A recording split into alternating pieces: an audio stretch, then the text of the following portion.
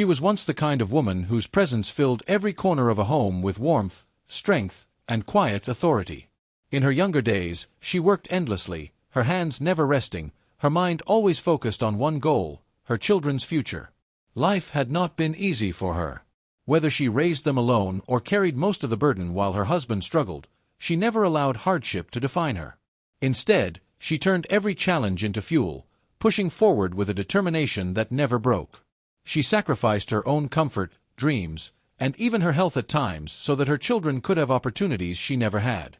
Every meal she skipped so they could eat better, every sleepless night she spent worrying about their studies, every extra job she took on was done without complaint. Her love was not spoken in grand words but shone through actions that never stopped. In those early years, her children saw her as their entire world, their protector, their safe place.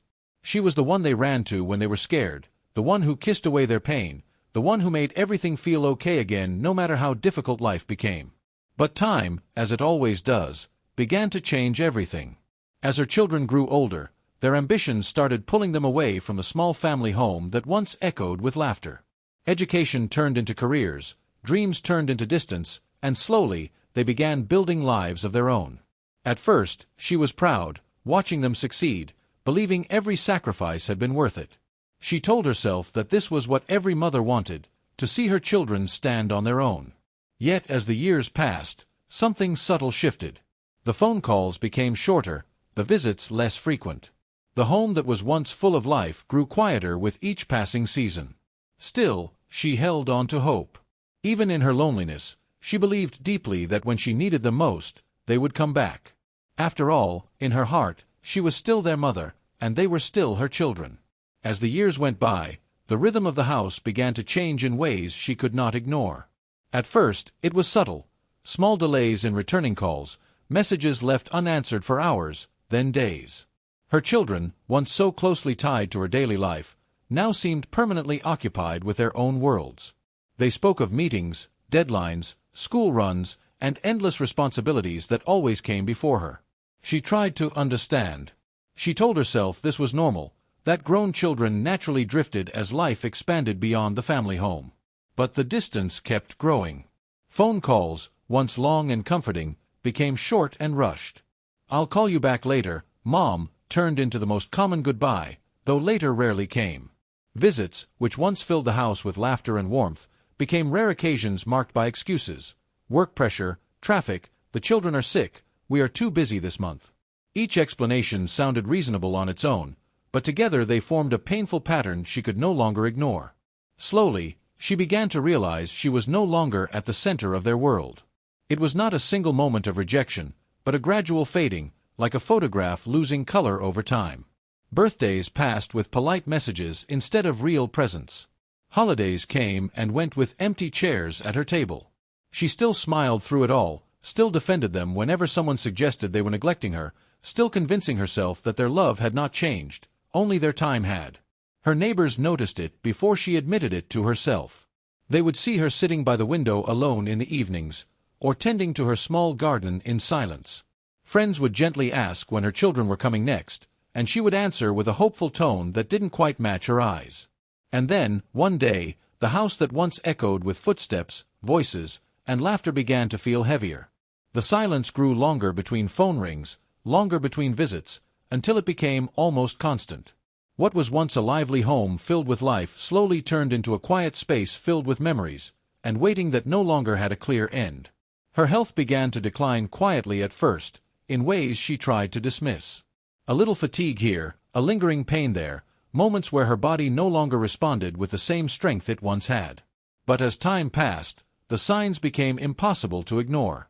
Visits to the hospital became more frequent, each one carrying a heavier sense of vulnerability than the last. The once strong woman who had carried so much for others now found herself relying on strangers in white coats for comfort and care. In those moments of fear, she reached for the one thing she had always believed in without question: her children.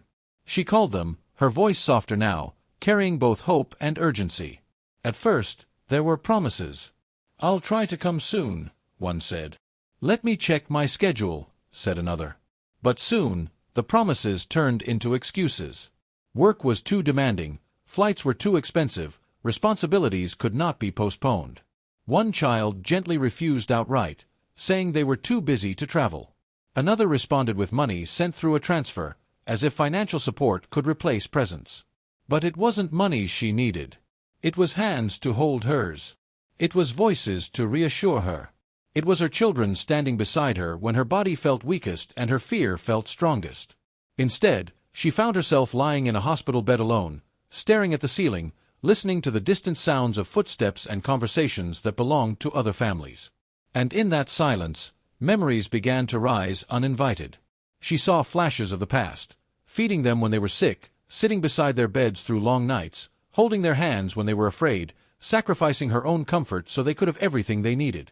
Back then, she never questioned showing up. It was instinct, love without condition. Now, in her weakest moment, she waited for the same love in return. But the waiting stretched into emptiness. Slowly, painfully, the truth settled in her heart.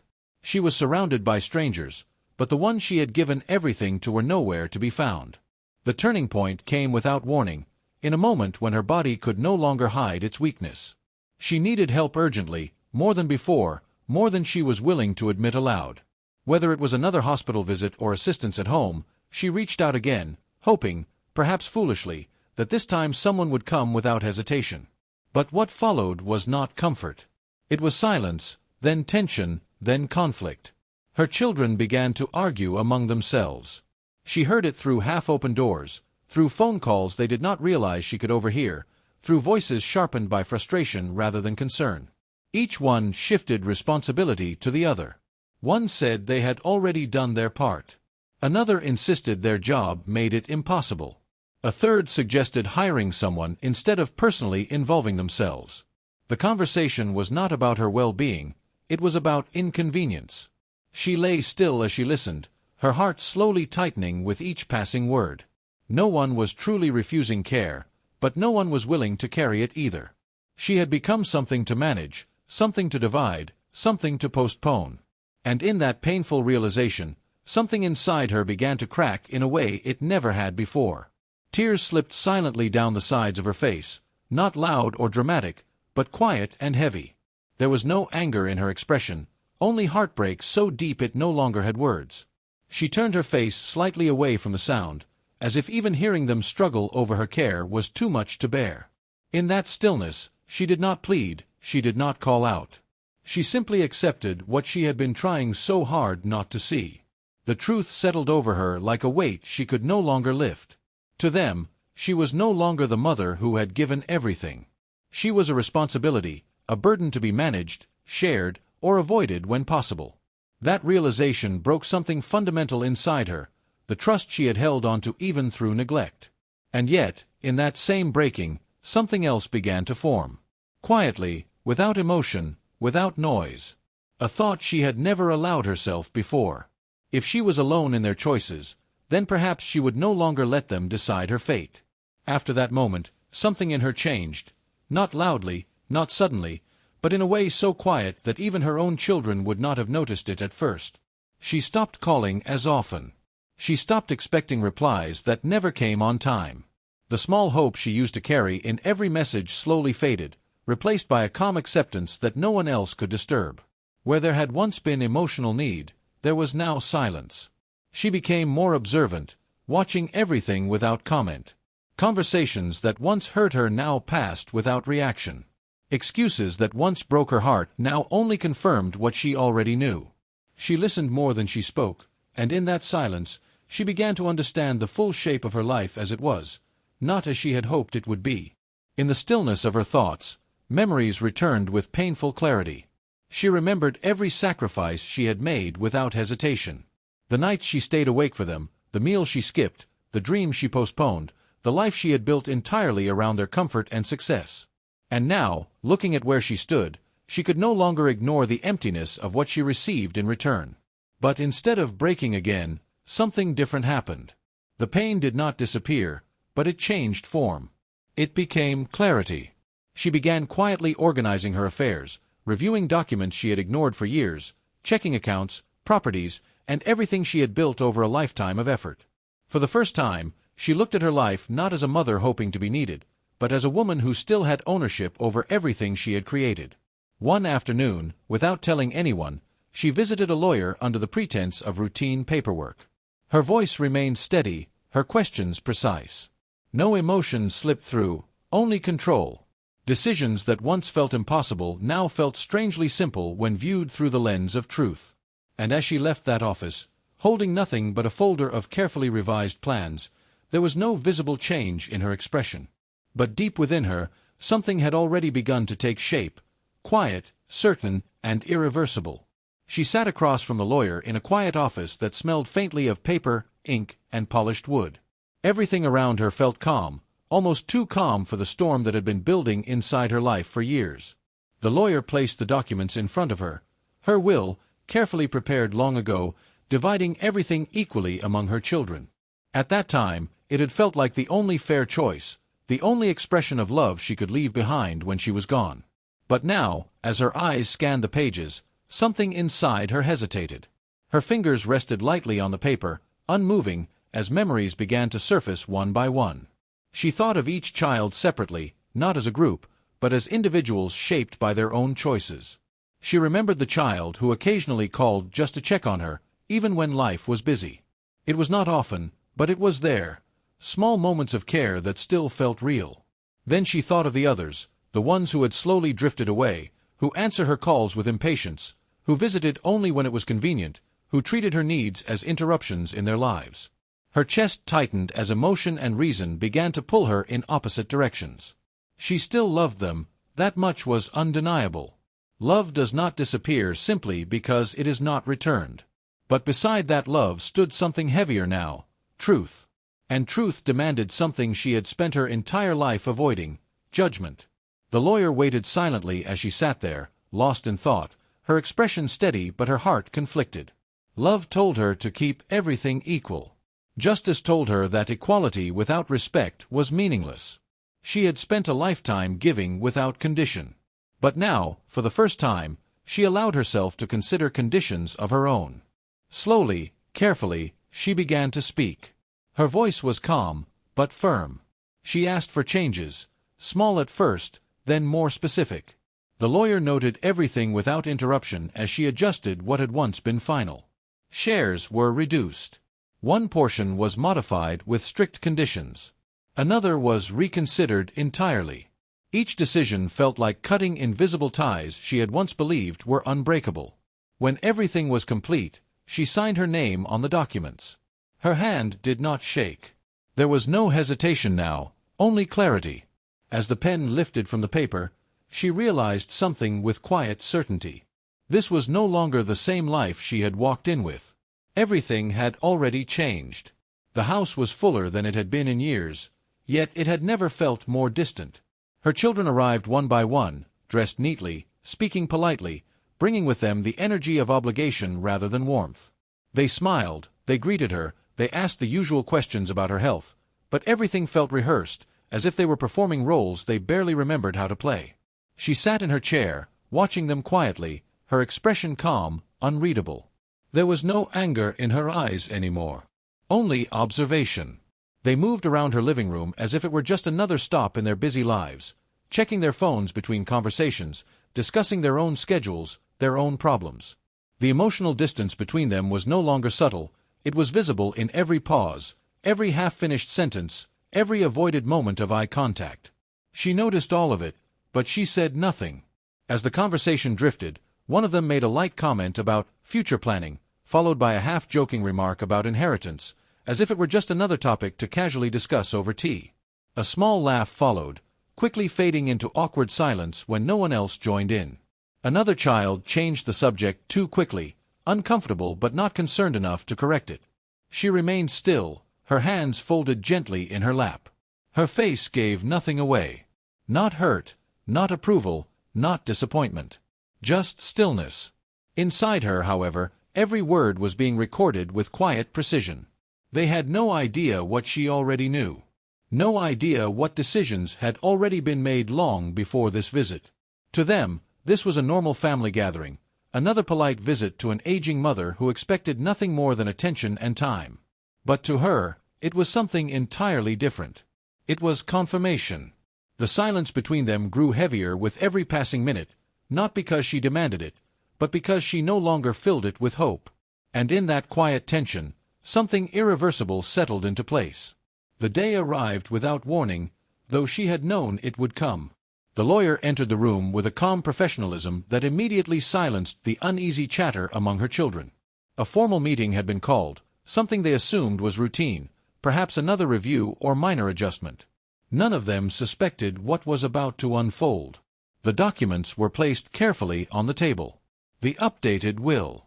The final version. As the lawyer began reading, the atmosphere shifted almost instantly. At first, there was confusion, small changes, legal wording, adjustments that seemed harmless. But then the meaning began to settle in, line by line, as clarity replaced assumption. The expressions around the room changed. Smiles faded. Brows tightened. Whispers started and stopped abruptly. One child froze completely, realizing their name had been drastically reduced. Another looked up in disbelief, as if hearing something impossible. A third reached for the document, scanning it again and again, hoping the words would somehow rearrange themselves into something more familiar, more favorable. But they did not.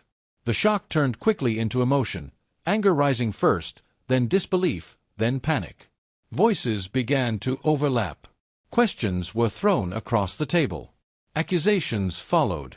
The carefully maintained image of unity broke apart in seconds, replaced by confusion and frustration. She remained seated through it all. Composed. Watching. There was no need for her to speak. No explanation offered, no defense, no justification. The document itself carried everything she needed to say. Every decision reflected years of silence, neglect, and realization finally turned into action. As the lawyer finished the reading, the room was no longer orderly. Chairs shifted. Voices rose louder. Someone demanded answers. Someone else refused to accept what had been decided. But she did not move. Because now, for the first time, they were experiencing the consequences of a life they had long taken for granted, and chaos had already begun to spread through the family she once held together. The confrontation erupted soon after the reading ended. Her children turned toward her, voices raised in disbelief and frustration, struggling to accept what had just been revealed. Accusations filled the room. How could she be so unfair, so cruel, so heartless after everything they had done? Their words overlapped, sharp with emotion, each trying to rewrite the situation in their favor. But she did not react the way they expected. She stayed seated, her expression steady, her voice calm and firm when she finally spoke. There was no anger in it, only clarity. She reminded them of everything they had chosen to ignore, the missed visits, the unanswered calls, the moments they had treated her as an obligation instead of a mother. Each sentence was simple, but heavy with truth. As she spoke, the room shifted. Their confidence wavered. The certainty in their accusations began to fade. For the first time, they were not speaking to a fragile mother, but to someone who no longer needed their approval. And slowly, painfully, they realized it was too late to undo anything. Love for parents is never measured in grand gestures alone, but in presence, attention, and responsibility when they are no longer strong enough to ask for it. Time has a way of revealing truths that words often hide. When children grow, build lives, and chase success, they sometimes forget the hands that once carried them through every stage of life.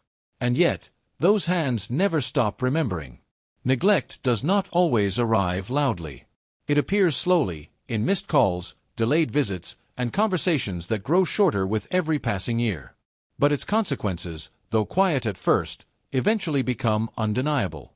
No amount of money sent from afar can replace a shared meal, a comforting voice, or simply being there when it matters most. Parents give without keeping score. They sacrifice without expectation. But even unconditional love carries a silent hope, to be remembered, to be valued, to not be left alone in their weakest moments. Respect for elders is not a favor. It is not optional. It is a responsibility that defines character and humanity. In the end, inheritance is not just about wealth or possessions. It is shaped by actions, by presence, by how love was given or withheld when it mattered most.